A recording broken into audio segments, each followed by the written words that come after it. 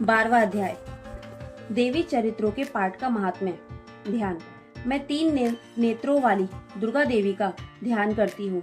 उनके श्री अंगों की प्रभा बिजली के समान है। वे सिंह के कंधे पर बैठी हुई हैं, भयंकर प्रतीत होती हैं।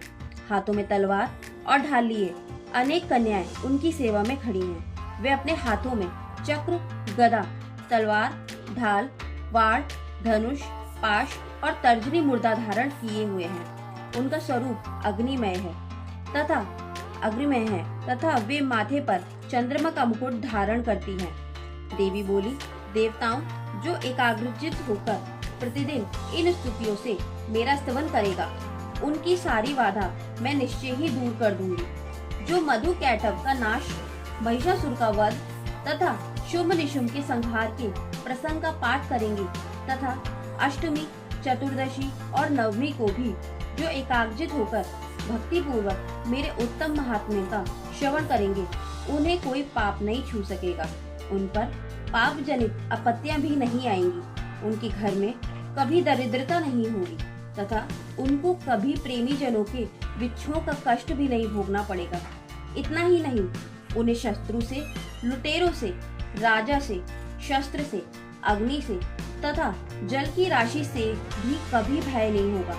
इसलिए सबको एकाग्रचित होकर भक्ति पूर्वक मेरे इस महात्म्य को सदा पढ़ना और सुनना चाहिए। ये परम कल्याणकारक है। मेरा महात्म्य महामारी जनित समस्त उपद्रवों तथा आध्यात्मिक आदि तीनों प्रकार के उत्पातों का शांत करने वाला है। मेरे जिस मंदिर में प्रतिदिन विधि पूर्वक मेरे इस महात्म्य का पाठ किया जाता है, उस स्थान को मैं कभी नहीं छोड़ती। वहाँ सदा ही मेरा सानिध्यान बना रहता है। बलिदान, पूजा, होम तथा महोत्सव के अवसरों पर मेरे इस चरित्र का पूरा पाठ और श्रवण करना चाहिए। ऐसा करने पर मनुष्य विधि को जानकर या बिना जाने भी मेरे लिए जो बलि, पूजा या होम आदि करेगा, उसे मैं बड़ी प्रसन्नता के साथ ग्रहण करूंगी। शरत काल में जो वार्षिक महापूजा की जाती है, उस अवसर पर जो मेरे इस महात्म्य को भक्ति पूर्वक सुनेगा, वह मनुष्य मेरे प्रसाद से सब बाधाओं से मुक्त तथा धन धान्य एवं पुत्र से संपन्न होगा। इसमें तनिक भी संदेह नहीं है। मेरे इस महात्म्य, मेरे प्रादुर्भाव की सुंदर कथाएं तथा युद्ध में किए हुए मेरे पराक्रम सुनने से मनुष्य निर्भय हो जाता है। मेरे महात्म्य का श्रवण करने वाले पुरुषों के शत्रु नष्ट हो जाते हैं। उन्हें कल्याण की प्राप्ति होती है तथा उनका कुल आनंदित रहता है।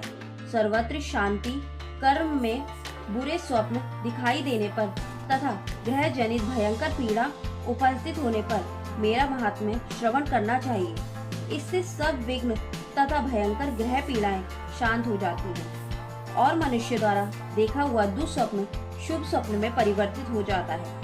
बाल ग्रहों से आक्रांत हुए बालकों के लिए ये महात्म्य शांति कारक है तथा मनुष्यों के संगठन में फूट होने पर यह अच्छी प्रकार मित्रता कराने वाला होता है। यह महात्म्य समस्त दुराचारियों के बल का नाश कराने वाला है। इसके पाठ मात्र से राक्षसों, भूतों और पिशाचों का नाश हो जाता है। मेरा यह सब महात्म्य मेरे समीप्य की प्राप्ति कराने वाला है। सम्यक प्रकार का पुष्प, अर्घ, धूप, दीप, गंध आदि उत्तम सामग्रियों द्वारा पूजन करने से, ब्राह्मणों को भोजन कराने से, होम करने से, प्रतिदिन अभिषेक करने से, नाना प्रकार के अन्य भोगों का अर्पण करने से तथा दान देने आदि से 1 वर्ष तक जो मेरी आराधना की जाती है और उससे मुझे जितनी प्रसन्नता होती है, उतनी प्रसन्नता मेरे इस उत्तम चरित्र का एक बार श्रवण करने मात्र से हो जाती है। ये महात्म्य श्रवण करने पर पापों को हर लेता है और आरोग्य प्रदान करता है। मेरे प्रादुर्भाव का कीर्तन समस्त भूतों से रक्षा करता है तथा मेरा युद्ध विषयक चरित्र दुष्ट दैत्यों का संहार करने वाला है। इसके श्रवण करने पर मनुष्य को शत्रु का भय नहीं रहता। देवताओं, तुमने और महर्षियों ने जो मेरी स्तुतियां की हैं तथा ब्रह्मा जी ने जो स्तुतियां की हैं, वे सभी कल्याणमयी बुद्धि प्रदान करती हैं। वन में, सूने मार्ग में अथवा दावानल से घिर जाने पर, निर्जन स्थान में लुटेरों के दाव में पड़ जाने पर या शत्रुओं से पकड़े जाने पर अथवा जंगल में सिंह, व्याघ्र या जंगली हाथियों के पीछा करने पर कुपित राजा के आदेश से वध या बंधन के स्थान में ले जाए जाने पर अथवा महासागर में नाव पर बैठने के बाद भारी तूफान से नाव के डगमग होने पर और अत्यंत भयंकर युद्ध में शस्त्रों का प्रहार होने पर अथवा वेदना से पीड़ित होने पर किम बहुना सभी भयानक बाधाओं के उपस्थित होने पर जो मेरे इस चरित्र का स्मरण करता है वह मनुष्य संकट से मुक्त हो जाता है।